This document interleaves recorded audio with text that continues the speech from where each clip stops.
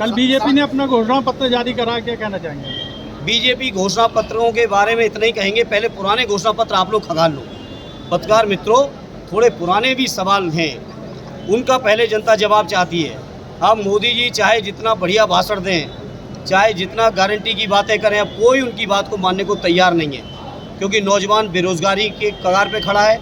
देश के अंदर सबसे ज़्यादा बेरोजगारी की दर अगर है तो आज है।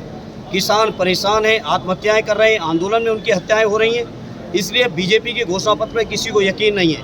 महंगाई बढ़ रही है, जो बीजेपी दम भरती थी देश नहीं बिकने दूंगा, वो देश की जितनी भी अब तक की कमाई थी सारी अपने दोस्तों को बेचने का काम बीजेपी के लोग कर रहे हैं। इसलिए बीजेपी का घोषणा पत्र झूठ के ढकोसले के अलावा, जुमलों के अलावा कुछ नहीं रहा।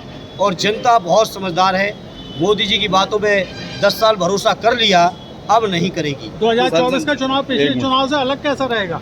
अब बीजेपी की पोलें खुल गई सब, और इस बार हमारा इंडिया गठबंधन भी बहुत मजबूत है पूरे देश में, कश्मीर से लेकर कन्याकुमारी। सांसद जी, स्वामी प्रसाद मौर्य आपकी पार्टी में रहे, समाजवादी पार्टी में, उनकी बेटी को भारतीय जनता पार्टी ने बधाइयों से दोबारा टिकट नहीं दिया।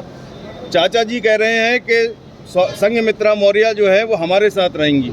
आपका क्या कहना है कि अंदर खाने कोई बात हो चुकी है क्या? चाचा कह रहे हैं तो किसी जिम्मेदारी के साथ ही कह रहे होंगे, और वैसे भी अब स्वामी जी के पास इंडिया गठबंधन के साथ देने के अलावा दूसरा रास्ता नहीं। मुझे उम्मीद है कि उसको साथ देना चाहिए। नहीं, संघमित्रा जी तो कह रही हैं कि मेरा बड़ा भाई मैदान में आया है तो मैं उसके साथ दिखाई दूंगी। तो मुझे क्या दिक्कत है, दे साथ।